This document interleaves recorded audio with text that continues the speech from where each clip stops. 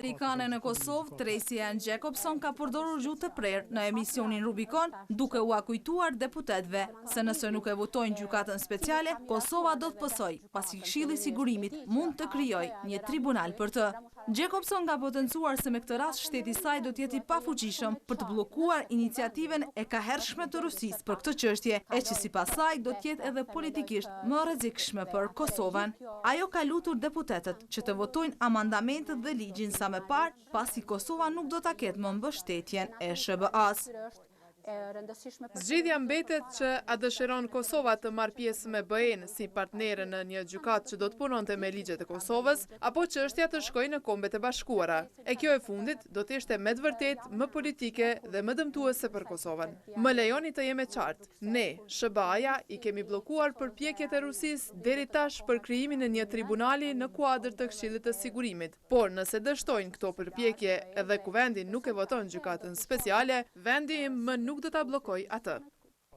Jacobson ka shprehur bindjen e saj se deputetët serb do të kthehen në kuvend pas javës së ardhshme, konkretisht pas takimit të dy kryeministrave në Bruksel. Ambasadori amerikane ka shprehur shqetësimin sa i përket protestës së shtunës të thirrur nga opozita, duke u kërkuar protestuesve që të kenë kujdes imazhin e Kosovës. Duke mos dashur të mbrojë policinë e as të mbaj anë, Jacobson ka thënë se ka pasur gabime edhe nga policia, por sipas saj, ai që hedh gurin i pari është përgjegjës kryesor.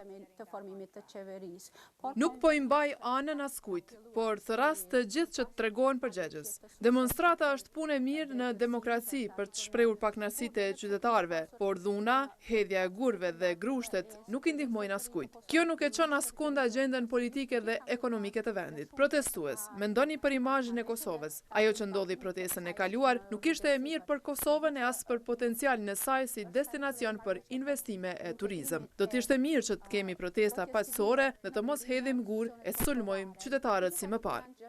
Kosova do të duhet të ketë një ushtri të saj, të formës këmbësurie lehtë, dhe për këtë janë duke punuar institucionet e Kosovës, ka thënë Rubicon diplomatja amerikane. Sipas saj, e gjitha duhet të ndodhë me ndryshimet kushtetuese dhe së patjetër duhet të jenë të njoftuara të gjitha palët, pasi për t'i dhënë mandat FSK-s duhen 2/3 e votave të deputetëve dhe të pakicës.